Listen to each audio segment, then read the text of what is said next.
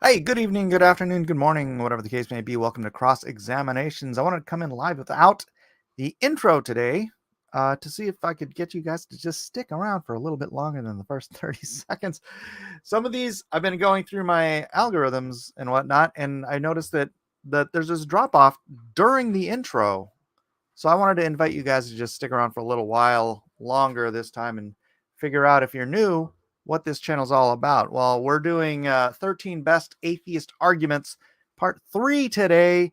I scoured the internet looking for atheist arguments against faith and Christianity. Found this website that was awarded the top 30 atheist websites from some atheist organization, and I've been systematically going through them and challenging their assertions and assumptions, examining them, if you will, under light of the cross, hence cross examinations. And then at the end of not the end, but the second half of the show, we'll be going through a daily devotional, rise and fall, going through 1st and 2nd Samuel, and that's what this show is all about. So let it be written. So let it be done. let's go. Where did I put? Oh, and yeah, maybe before I do that, I can show you guys what I'm working on, or okay, what I've finished. I've actually done with the first 180 cartoon strips on Afar, the Adora Bible. The first 5 are on Webtoons today. The link is in the chat if you are on the correct channel. If you're not on the correct channel, if you're on Blacklist Universe, click the link in the chat, the pinned chat, and it will take you over to the other channel. The pinned chat there is the link to Afar. Yeah, you can check it out here. The latest one is Good News, Joe. And it's Mary explaining to Joe. And in case you don't understand this, this is the gospel stories told without words. It's all expression, and it's like a silent movie. So anybody on earth can understand the gospel messages. And then down at the bottom of each comic strip, you have the reference to what that strip was all about. But Bitcoin burst out of its channel today and is now going up over $35,000. But that's not what I'm looking for. I'm looking for... I know I can find it. Hold on. Let me stop my screen so I don't share some private information here. Why I'm an atheist. Here we go. Present again. This is window. Why I'm an atheist. Drake is following it on Webtoons. Awesome, Drake. Thank you very much. Please rate it highly so we can get the ratings up on that channel and bring it to more people. All right, let me see if I can build this up. Okay. All right. So, like I said, this is an award-winning top 30 atheist websites, or top 30 atheist blogs that every atheist should read. And Dyslexic Atheist says there is no dog. True. It is true. And it's more accurate than saying there is no God. So I'm going to wet my whistle with a little cough tea. That's a little bit of coffee, a little bit of tea. Mix it up together. You've got cough tea. Thank you. I invented it. But let's just get going here today. Libertarian argument number 6 out of the 13 best atheist arguments from this award-winning atheist blog. Libertarian free will. I'm sorry, I can't even read. Libertarian. Let me open this up so I can read it better. Libertarian free will is incoherent. Libertarian free will requires at least 3 things. 1, we are in control of our will. 2, our mind is causally effective.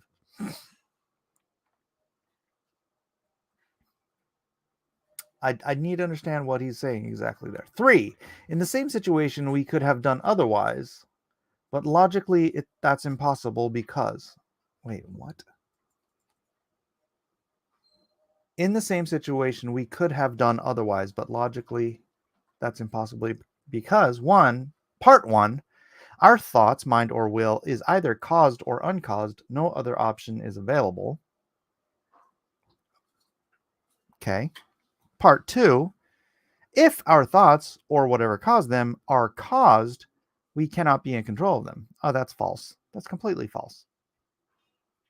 If we have a cause that gave us free will, then we are in control of them. This is making an assertion with no grounding in fact. This is a terrible. I've heard this argument before, and I've actually heard it from Christians.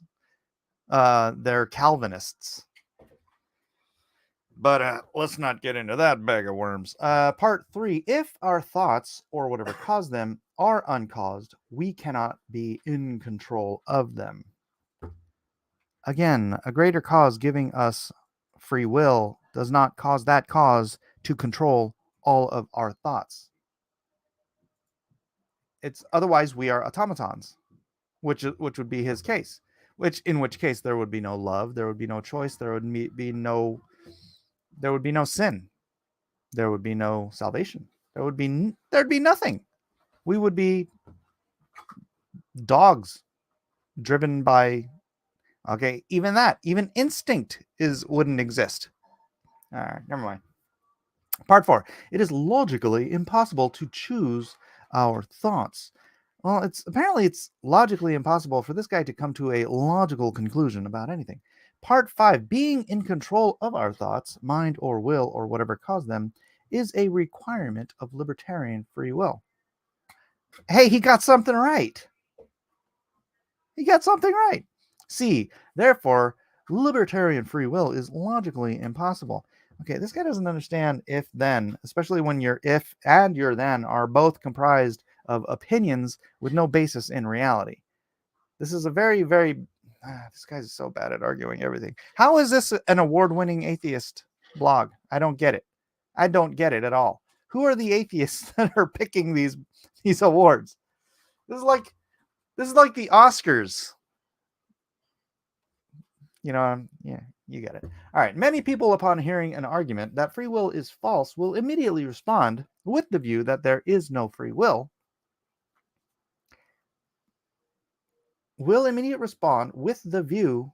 If there is no free will, we won't be able to be logical, and thus arguing logically that there's no free will is self-refuting. Many people, upon hearing an argument that free will is false, will immediately respond that the view that if there is no free will, we won't be able to be logical, and thus arguing logically that there's no free will is self-refuting. But this gets it precisely backwards. It's actually because there is a causal connection between events, a connected relationship, that our thoughts can make sense at all. This causal relationship, using the definition of causality I've given above, is the only way our thoughts and ideas can have a connection with the world around us.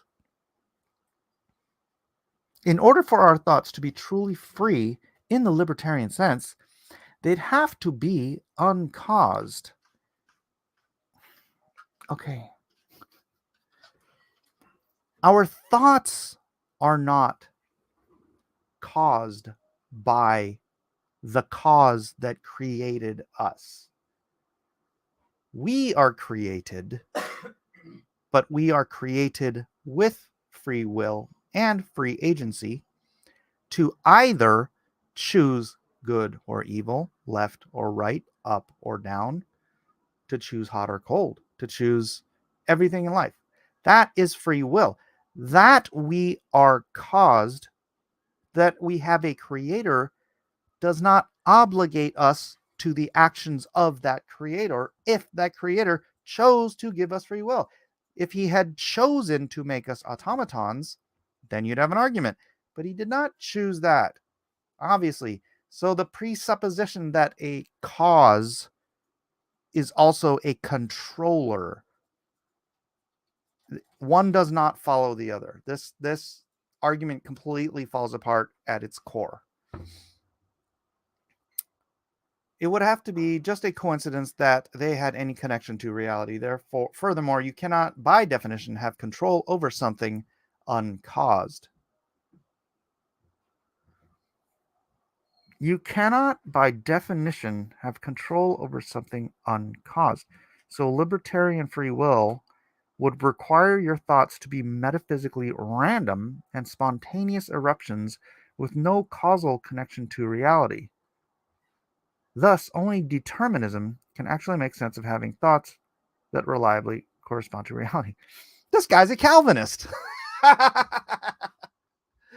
Oh, the similarity between Calvinism and atheism is it's mind blurring, mind bending. The implication of this argument is astounding. If libertarian free will is logically impossible, that means God can't have libertarian free will. A God with no free will is not a God any traditional theist would recognize as God. God would be omnipotent, yet have no free will.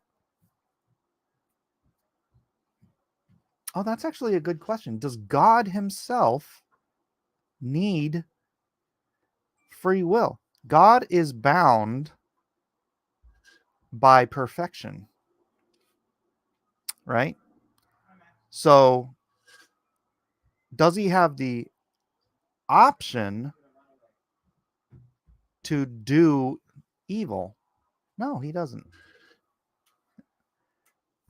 Either that or he has the option, but he rejects the option by his perfect nature. I mean, I guess that's the temptation of Christ, right? Christ was made human, or he relegated himself to being born human. You should have one in the freezer. Ask mommy. And then Christ, as a human, was tempted, but because his will was perfect, so he may have free will. I mean, Adam and Eve had free will, and they only had one rule. But Christ came, he had free will, but he also had perfect will. So his perfect will overrode his temptation to go against the will of God. So he may have free will, but also have perfect will. And so it does mean he's omnipotent, but he won't commit evil.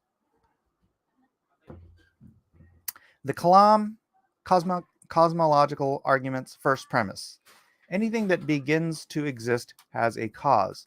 Also entails determinism, which negates free will. It's very interesting. It's very interesting that he uses this argument, the cosmological argument's first premise: anything that begins to exist has a cause, but he completely ignores it when it comes to the beginning of the existence of the universe.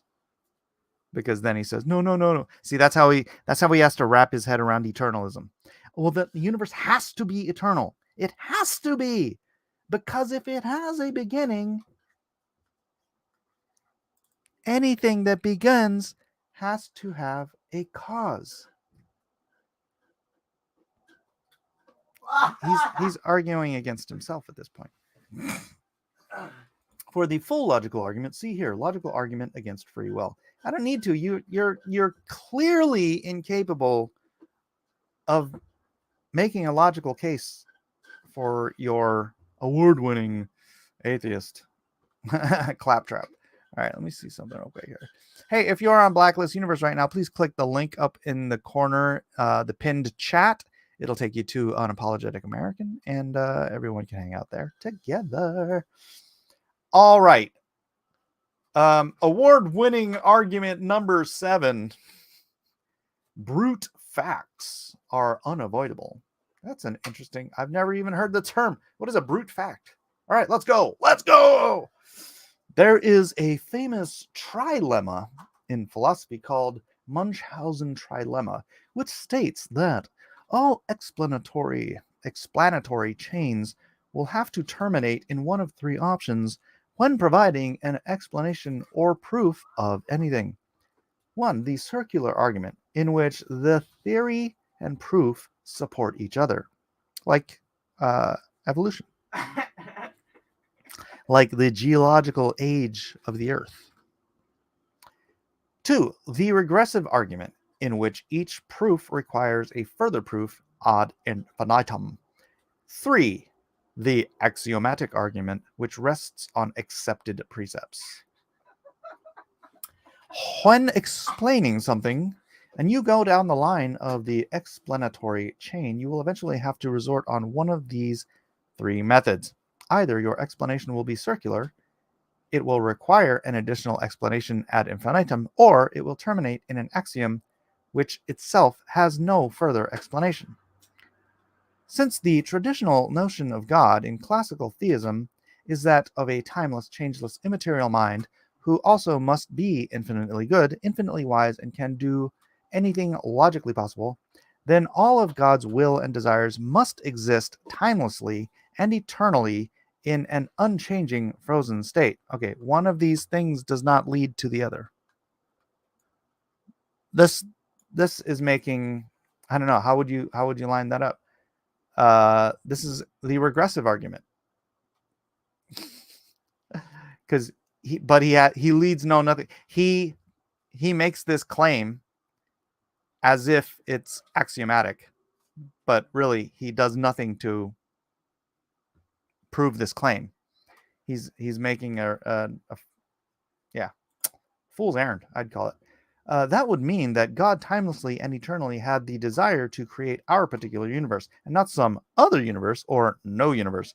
God doesn't think in temporal order, as we do, weighing the pros and cons of each option, with the possibility we could have decided differently. No, God's desire to create our particular universe was eternal and unchangeable, just as his entire mind is. Here's why this is a problem. Our universe is not logically necessary. True. Our universe is not logically necessary. God did not have to create our universe. God chose to create a universe. It didn't have to exist. Every theist would agree with that. I just did. That's why they claim God had to create it. What? That's contradictory. But if our universe is not logically necessary, then there's no logically necessary reason God had to desire it be created it. There's no logically reason necessary God had to desire it be created it. Okay, that's just, bro, you need an editor. That sentence doesn't make any sense. Nothing compelled God to do so or even desire to do so. So why then does God exist timelessly and eternally with the desire to create our universe, not any other universe or no universe at all, if each of those other options are just as logically possible and yet also not logically necessary? Does anyone have some Thousand Island dressing? This word salad is kind of dry. So, all right, okay. Oh, he's going to put it more succinctly. Oh, that's good. Another way to put it more succinctly is, why does God timelessly and eternally exist with desire X rather than desire Y, when neither desire X nor Y are logically necessary or logically impossible? The Munchausen's trilemma, along with this dilemma, show that brute facts not only make sense, they're unavoidable even if we posit God's existence. Thus, we could argue more formally. I need to get to the point of this, because this argument, oh my gosh, this argument goes on for a while. All right, so maybe I can wait, where was I?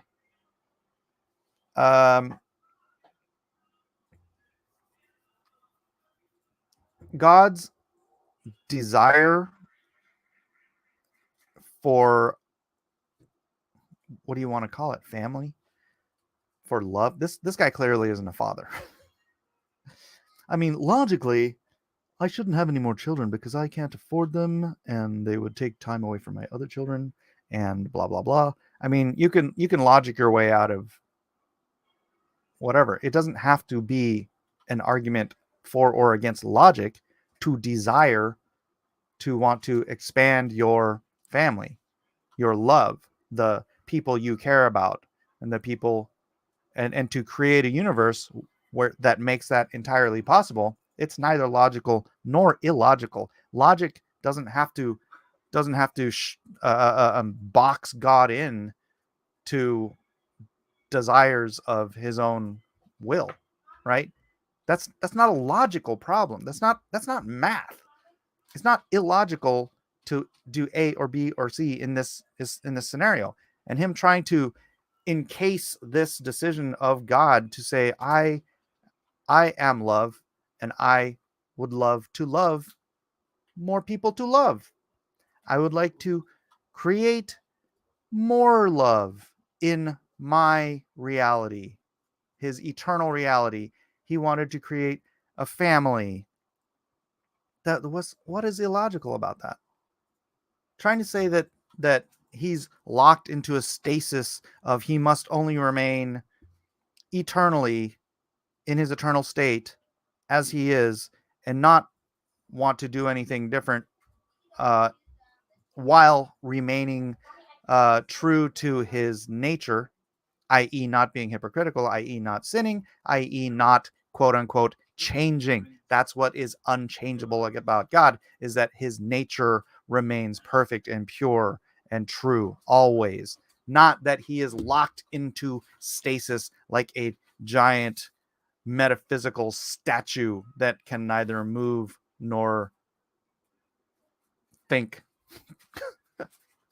This dude's concept of God is very, very bizarre, and is not the traditional notion of God.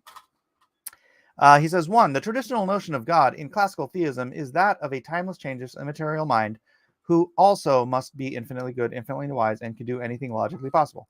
All of God's will and desires must exist timelessly and eternally in an unchanging, frozen state. False. False. There's no traditional notion of God where that is the case, or that is the claim. Unchanging, I'm freaking tired of saying this, but because he stems so many of his arguments on this bizarre concept that he pulled out of his own rectum, that God must exist in an eternally unchanging, frozen state, is absolute hogwash. There is no theological anyone anywhere who I have ever heard made that claim. Left, right, center, atheist, agnostic, Christian, Muslim, Buddha, anyone, anywhere.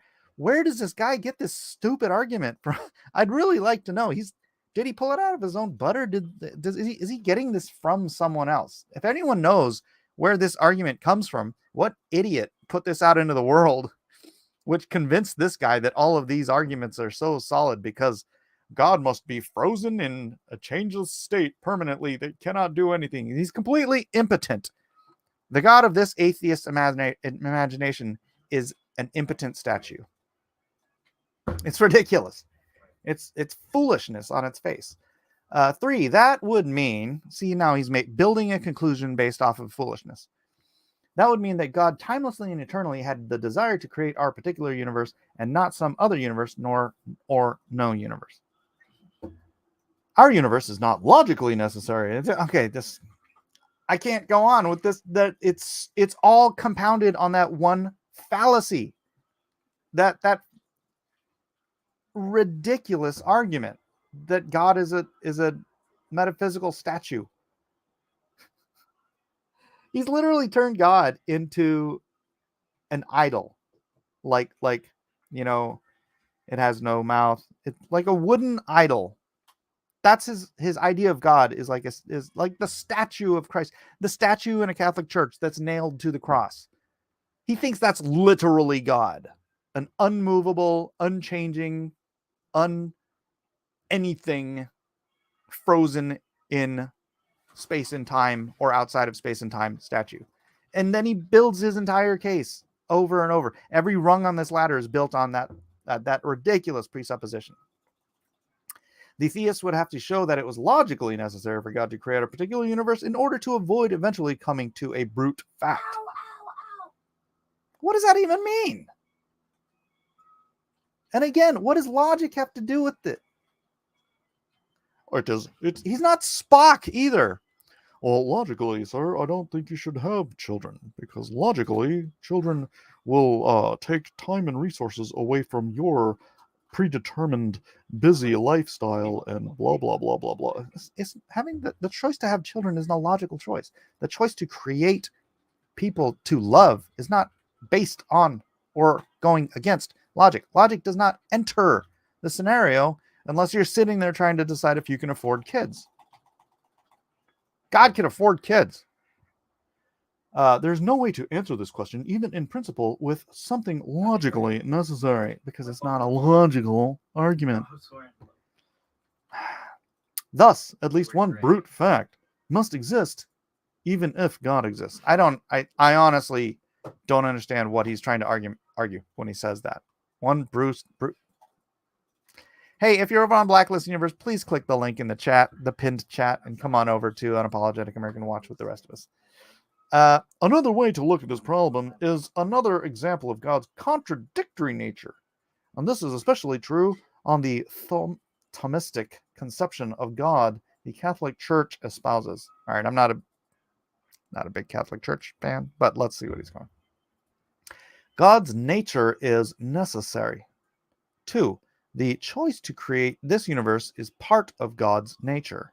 3. The choice to create this particular universe is not necessary. God's nature is necessary? God's nature is. I don't believe there's necessity to God's nature. God's nature simply is. I am. God is. God's nature is what it is. I don't understand the bringing necessity into it. Right? I think he's outside and beyond necessity. The choice to create this universe is part of God's nature. Well, I wouldn't say it's part of his nature. I would say it was a choice. His nature allows him to make a choice. The choices I make are not my nature, right? My nature dictates the choices I make, but they're not interrelated.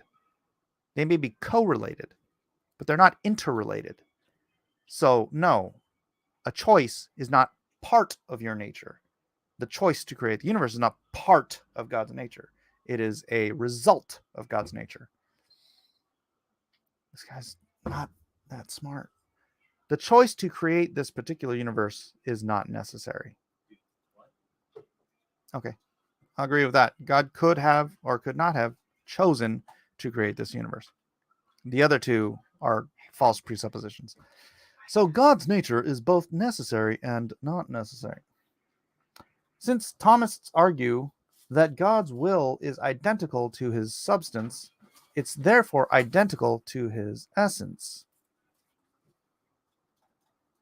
And since they claim God's essence is necessary, and yet it isn't necessary for God to will this particular universe, God's nature entails a contradiction for being both necessary and not necessary. No, I just covered that. God's nature is not necessary. I guess this is Catholic. I don't know if this is Catholic or he's making an assumption about this, whatever, but I cleared that up. So I'm not a Catholic. So I don't have to follow the dictates of men.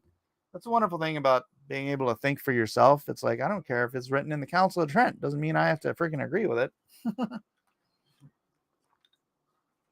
And if he wants to go ahead and argue against Catholics, go ahead. Have fun. But no theist can argue successfully that it is logically necessary for God to have willed our particular universe. True. It is not. Since it's not logically necessary, again, what's that? Logic has nothing to do with it. For God to have eternally willed our universe rather than another or new universe, the principle of sufficient reason requires that God's eternal will be explained by something contingent, which will lead to either an infinite regress of contingent explanations or something else that is logically necessary. He just keeps going back to the logical necessity of a thing. There's nothing logically necessary. I'm just going to keep repeating myself because he keeps repeating himself. And I think it's going to get kind of stale. So I think, should I just wrap this up? Here, let me see what you guys are thinking in that. Oops, I need to get to the other page. Should I continue with this one argument? Because the argument is circular because he keeps returning back to the same fallacious, illogical arguments. It's really kind of annoying. Matthew Steele says, why are you wasting your time on these bad arguments? Just curious. Matthew, this was awarded one of the 30 best atheist blogs that, quote, every atheist should read. So I'm trying to find the best arguments atheists have against faith, basically, and examine them. Clearly, their top 30 maybe isn't their best. If this is the best they can come up with, it's really bad. It's just, yeah. I'm not at all impressed, which turns the stream into attacking low-hanging fruit.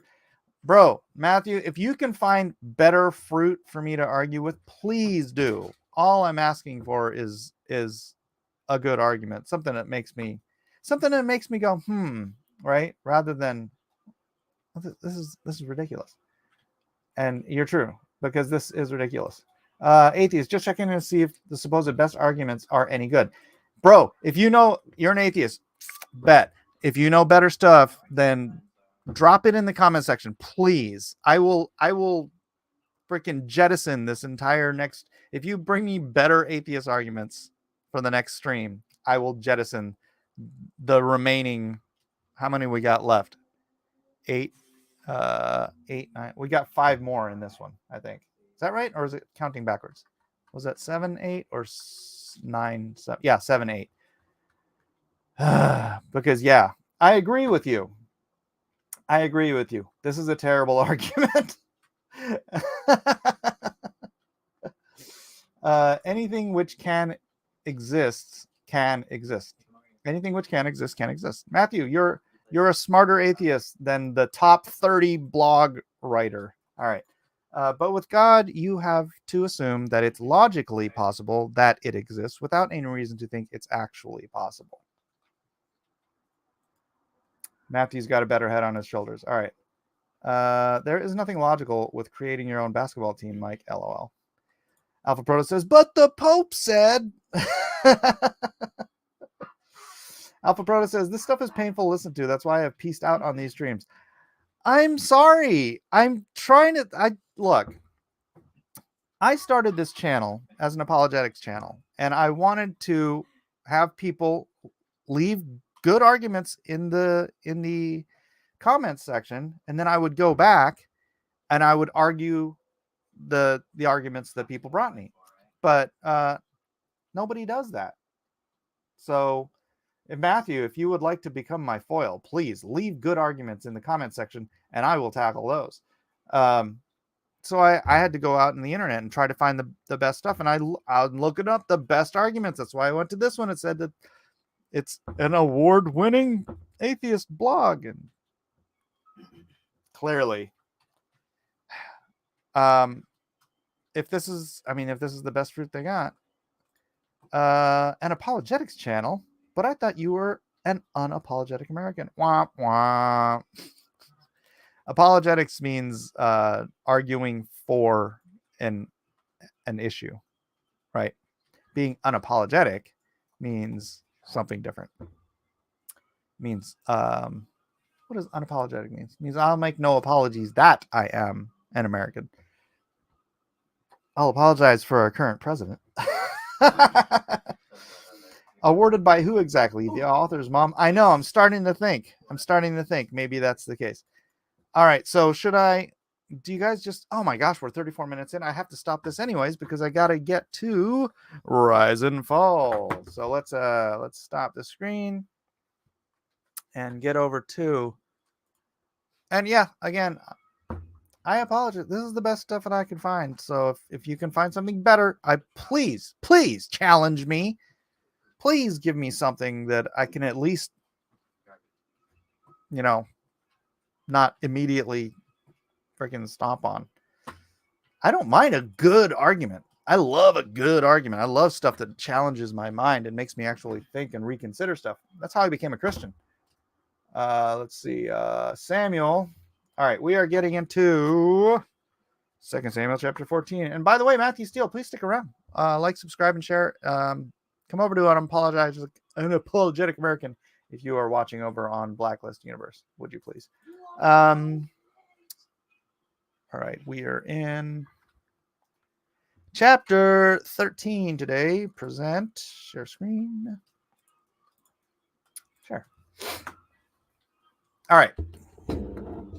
2 Samuel chapter 13 begins as follows. And it came to pass after this, that Absalom the son of David had a fair sister, whose name was Tamar. And Amnon the son of David loved her. Dang it, this is like the worst chapter. This is the right one. 13. Bad stuff happens in this chapter. And Amnon was so vexed that he fell sick for his sister Tamar, for she was a virgin, and Amnon thought it hard for him to do anything to her. As well he should. Okay, so this is the good... This reminds me of Gladiator. Remember in Gladiator when Commodus wanted to sleep with his sister? Let him kill Commodus. All right. But Amnon had a friend. He was not a good friend, but he was a friend, whose name was Jonadab. Apologies for that. The son of Shemaiah, David's brother. So he was a cousin Jonadab. And Jonadab was a very subtle man. And he said unto him, Why art thou, being the king's son, lean from day to day?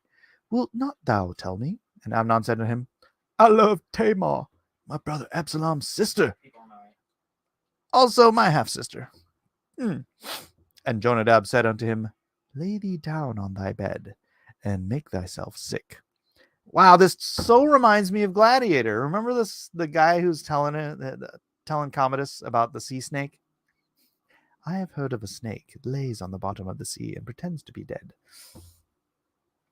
And when thy father cometh to see thee, say unto him, I pray thee, let my sister Tamar come and give me meat, and dress the meat in my sight, that I may see it, and eat it at her hand. And Amnon lay down, and made himself sick. And when the king was come to see him, Amnon said unto the king, I pray thee, let Tamar my sister come, and make me a couple of cakes in my sight, that I may eat at her hand. Then David sent home to Tamar, saying, Go now to thy brother Amnon's house, and dress him meat. See, my pastor was like, he went through this on Sunday. And not to contradict my pastor, but I'm going to contradict my pastor. Just because he's making presumptions, I'm making presumptions. I'm making different presumptions. He was presuming that's like, David should have known not to send his daughter to his brother to take care of him. Right? But in Amnon's mind, he's my brother's sister. He's disconnecting that she's his sister. But reading David's point of view, he sees them as brother and sister. So it's like if Elijah was sick and he's like, could you get Eden to make me some curry? I wouldn't be like, no, Eden, don't make curry for your brother. I'd be, Eden, make your brother curry. Right? She wouldn't listen to me, but I know what it is. So yeah, I don't see this as David's. I don't see the culpability here for David that my pastor did. So Tamar went to her brother Amnon's house, and he was laid down. And she took flour and kneaded it, and made cakes in his sight, and did bake the cakes. And she took a pan and poured them out before him, but he refused to eat. And Amnon said, Have out all men from me. And they went out, every man from him. Still, it's his sister, so she would probably not think to. I mean, this was already past Moses. I know if you go back far enough, like Abraham was married to his sister, and like a lot, lots of people had to marry their sisters or their first cousins or stuff like that. But this was well past Moses, and Moses already decreed that he'd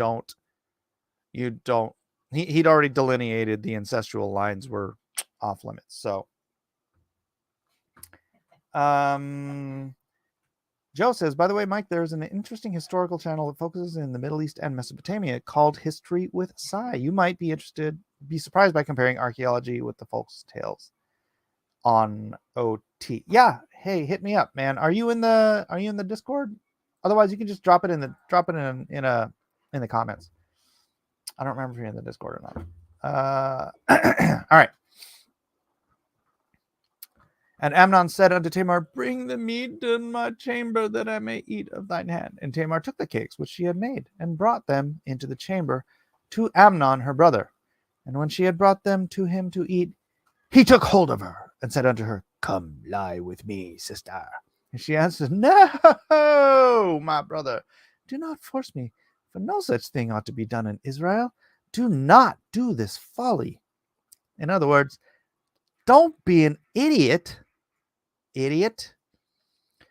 And whither shall I cause my shame to go? And as for thee, thou shalt be as one of the fools in Israel.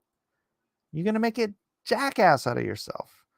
Now, therefore, I pray thee, speak unto the king, for he will not withhold me from thee. And she's talking about marriage. Now, again,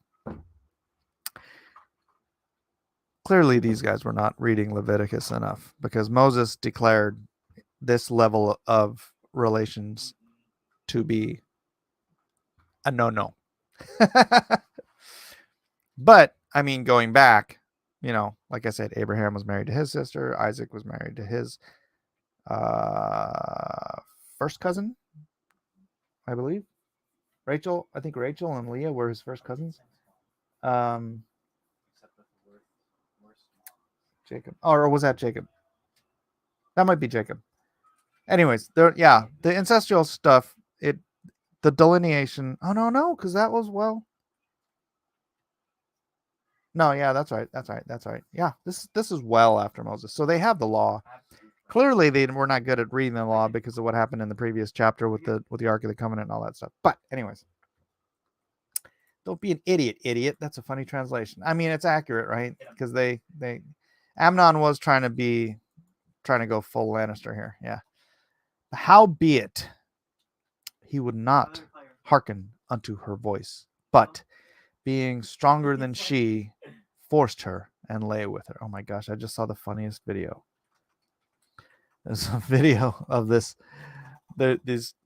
two people, and they're standing by a howitzer, and it was obviously loaded with a blank so that they could fire it off for this ceremony. And they're like, da, da, da, da, da, da, da. And then a woman was trying to pull the cord to fire off the howitzer. She was trying for like a full 30 seconds. She's like wrapping it around her wrists and like yanking on the thing as much as she could, just trying every possible thing. And then finally the man who was standing on the other side like does a proper turnaround, walks around the thing, grabs the thing, wraps it once, and just goes and fires it off. It just reminds me, because as a man, he is being stronger than she. You've seen that video. It's hilarious, man. It's like upper body strength, ladies and gentlemen. That's why women should not be in the military. Then Amnon hated her exceedingly, so that the hatred wherewith he hated her was greater than the love wherewith he had loved her. And Amnon said unto her, arise, be gone. I get the strange feeling Amnon really hated himself after that as well. But was projecting his hatred of himself onto her. That's kind of how I think it probably was, because it's guilt, right? Absolute guilt. He was in love with her, or lust with her. I'm not even sure. Probably just lust. If he loved her, he would want what's best for her. And even if he wanted to marry her, at least that would have been better than what he did. She said unto him, there is no cause. This evil in sending me away is greater than the other thou didst unto me.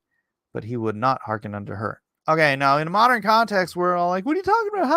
How could it be worse? He raped her, blah, blah, blah. It's like, okay. In the modern world, we view things very, very differently.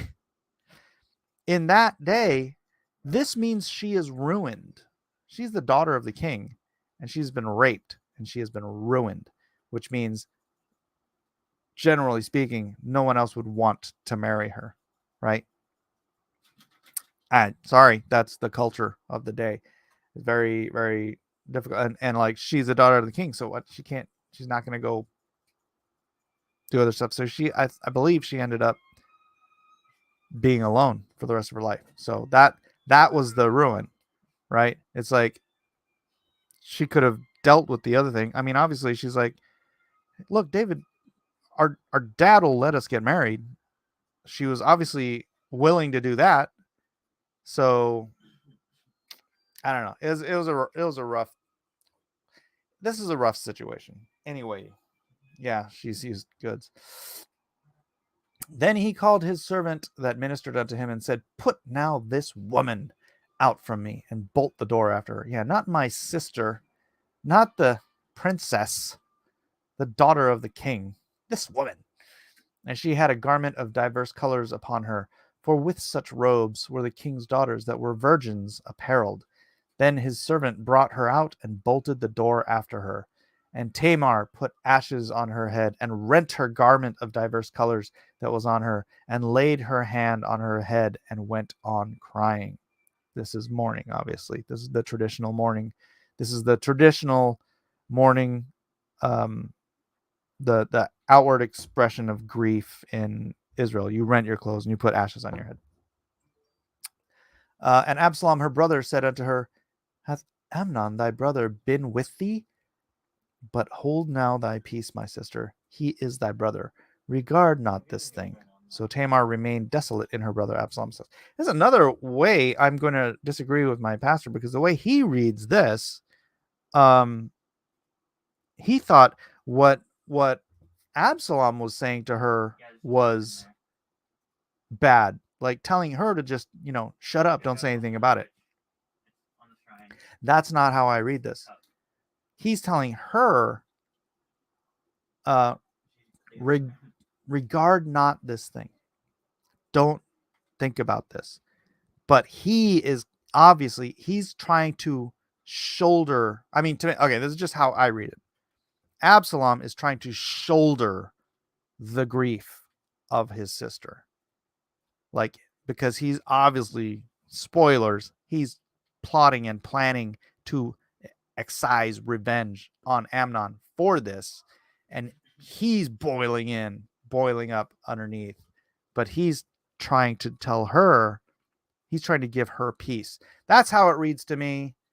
Obviously, people can read different things into it. I mean, you bring a lot with, when you're reading scripture and it doesn't give you all the details and everything, you bring a lot of your own stuff with you. So, but when King David heard of these things, he was very wroth. And Absalom spoke unto his brother Amnon, neither good or bad. For Absalom hated Amnon because he had forced his sister Tamar. But see, he let it boil underneath. But up front, he acted as if nothing happened. But he was plotting, seething, hated Amnon for what he had done. And he was patient about it. It came to pass after 2 full years that Absalom had sheep shearers in Balazor, which is beside Ephraim. And Absalom invited all the king's sons. And Absalom came to the king and said, behold now, thy servant hath sheep shearers. Let the king, I beseech thee, and his servants go with thy servant. And the king said to Absalom, nay, my son, let us not all go now go, lest we be chargeable unto thee. And he pressed him, howbeit he would not go, but blessed him. Then said Absalom, if not, I pray thee, let my brother Amnon go with us. And the king said unto him, why should he go with thee? But Absalom pressed him, and he let Amnon and all the king's sons go with him. See, right off the bat, if Absalom had done, hey, can I take Amnon out for something real quick? Like right after he had raped his sister, David would have been like, no, you're going to kill him. David wasn't an idiot. but he let it slide for 2 years. Man, this guy was a planner. Now Absalom had commanded his servants, saying, Mark ye now when Amnon's heart is merry with wine, and when I say unto you, smite Amnon, then kill him. Fear not, have not I commanded you? Be courageous and be valiant. And the servants of Absalom did unto Amnon as Absalom had commanded. Then all the king's sons arose, and every man gat him up upon his mule and fled. And it came to pass, while they were in the way, that tidings came to David, saying, Absalom hath slain all the king's sons, and there is not one of them left. Again, this is plotting and planning, right? This is the art of the deal. This is the art of the deal. Wait your time, wait your moment, and then make your offer way more than you're willing to accept. So, hey, go tell the king that I have killed all of his sons. And then when he hears the truth that he's only killed Amnon, there's a weird relief that only one of his sons is dead.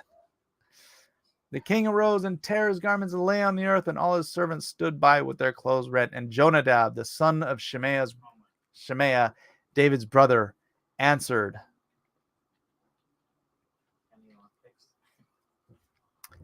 and said, Let not my lord suppose that they have slain all the young men,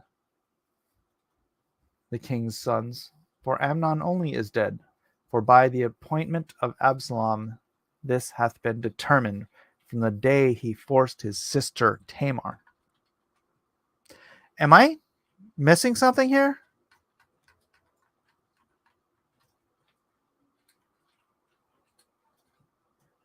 Jonadab's the dude that set this whole thing up.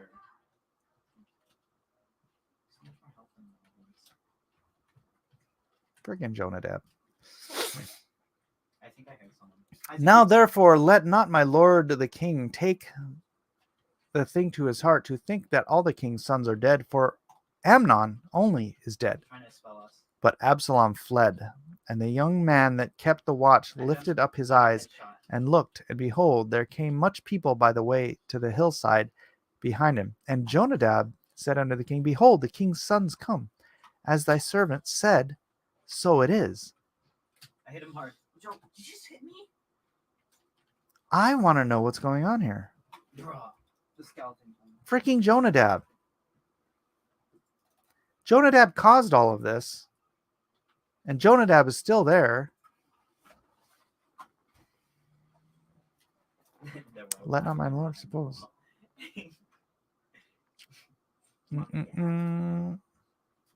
This is curious, man. It makes me want to.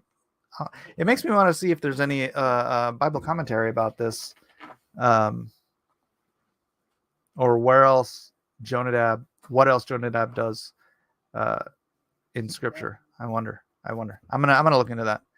And it came to pass, as soon as he had made an end of speaking, that behold, all the king's sons came and lifted up their voice and wept, and the king also and his servants wept very sore. But Absalom fled and went to Talmai, the son of Ammihud, king of Geshur, and David mourned for his son every day. So Absalom fled and went to Geshur and was there 3 years. And the soul of King David longed to go forth unto Absalom, for he was comforted concerning Amnon, seeing he was dead.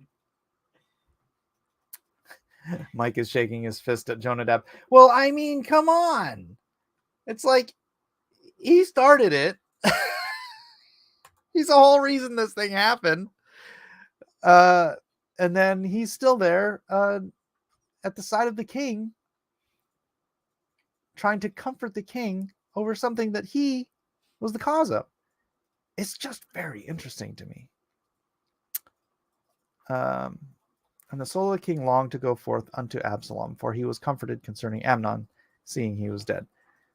So, yeah, I mean, that's a rough place to be. He loves Absalom, obviously. It's his son. But at the same time, bro, you just killed my other son. But then at the same time, bro, my other son raped my daughter. And bro, this is This is why these books would make such a great movie if it weren't for, I mean, I just don't like the costuming of that period of time. But it would make a great, it would make a great anime. Oh, this would make a rad anime. Like, say you dress them up like in, Lord of the Rings kind of attire instead of the terrible designs of the clothes back then. Yeah, Jonadab is Wormtongue. He's legit Wormtongue. No, he's that guy. Do you remember the scene in I'm gonna find the scene. Is it Cassius? I think maybe it's Cassius. Go to YouTube. Find Gladiator Snake. This scene here. I don't know if you guys are going to be able to hear it. That dude. This guy. Can you guys hear it? Maybe you can't hear it. But yeah, that's who this guy totally reminds in this entire thing. And then he ends up at the side of the king telling him, right? Absolutely. Absolutely. Let's make an anime out of it. I'm with you. Heck yeah, that'd be so rad. All right. Anyways, let's get to the daily devotional again by Jenna. By Jenna Grisey. Why?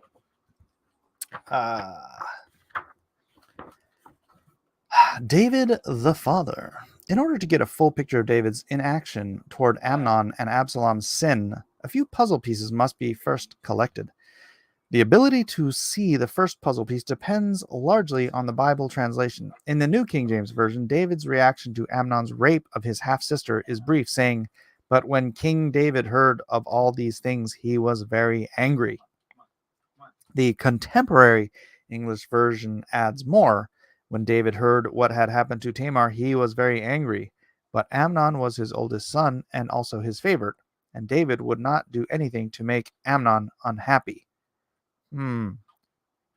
Okay, that's not in the original text, I don't think. Sorry.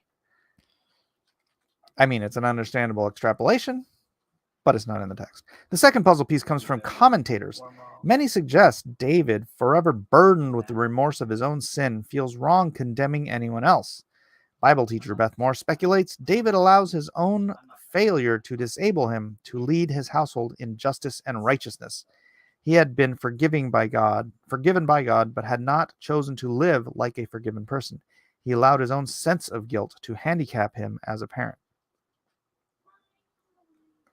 No, see, like I said, when Scripture doesn't speak, you bring a lot of your own perspective into your understanding of it, which is why it makes the Bible kind of unique to each person. It's interesting.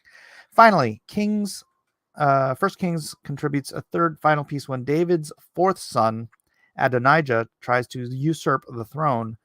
Now his father, King David, had never disciplined him at any time, even by asking, "Why are you doing that?" That's the New Living Translation.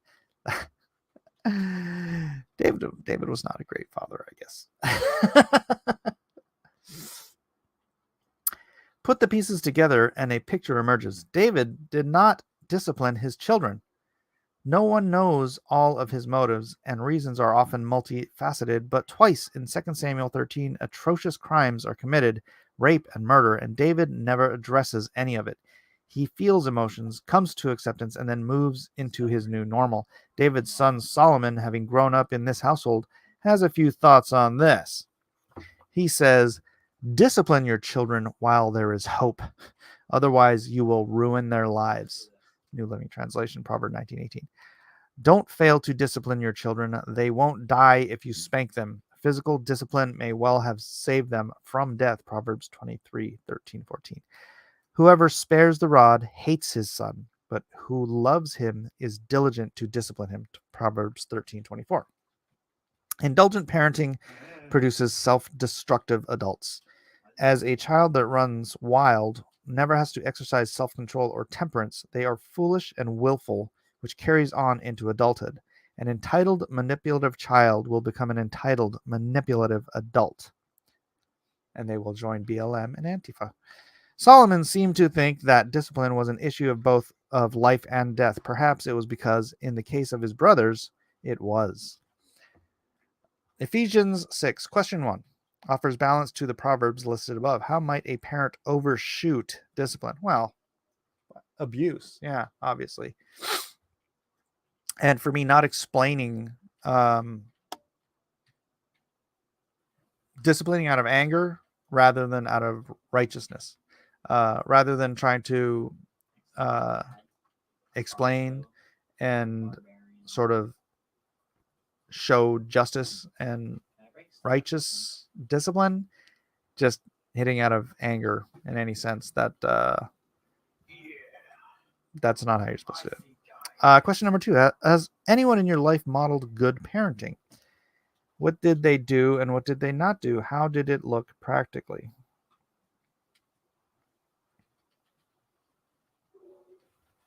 I mean, no. Sorry, mom and dad. But you know that. My dad knew that. My mom knew that. I'm not going to get into what they did and didn't do, though. That's not for here. Psalm 94:12 says, "Blessed is the man whom you discipline, Lord." Why do you think a man disciplined by the Lord is blessed? Because the scripture also says that whom he loves, he chastiseth, right? Because God wants to set us on the right and proper path, then he needs to chastise and discipline us when we veer off of that path, especially when it's,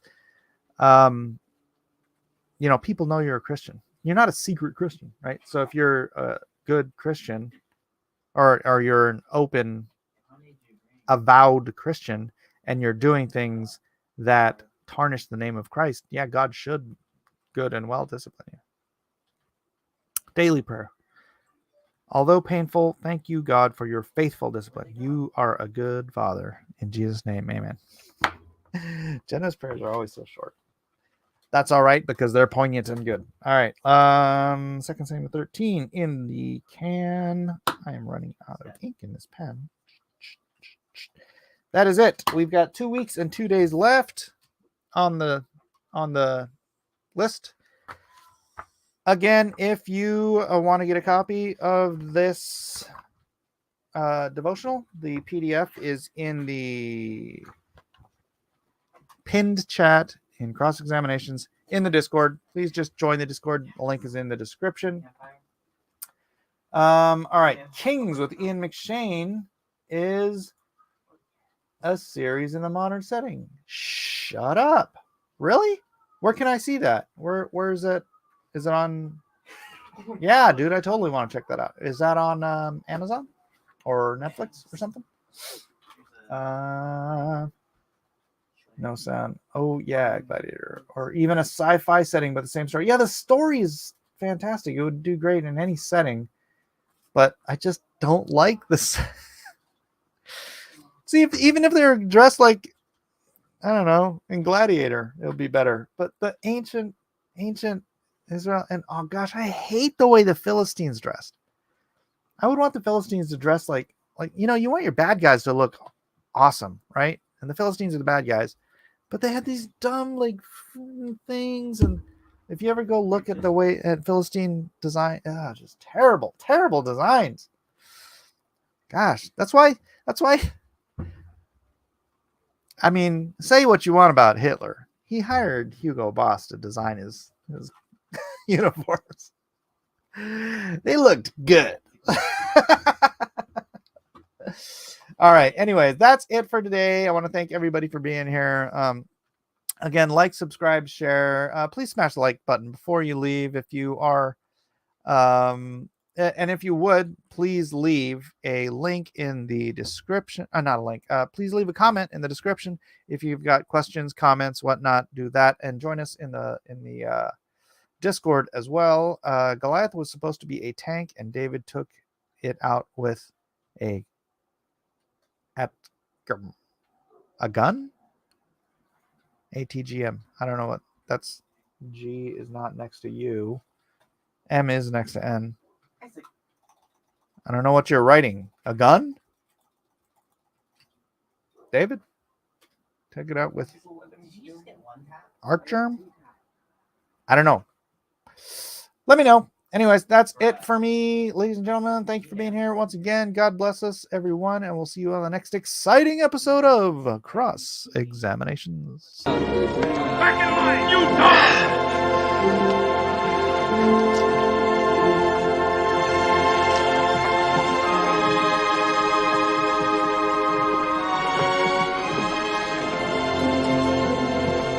On your feet! Get them going!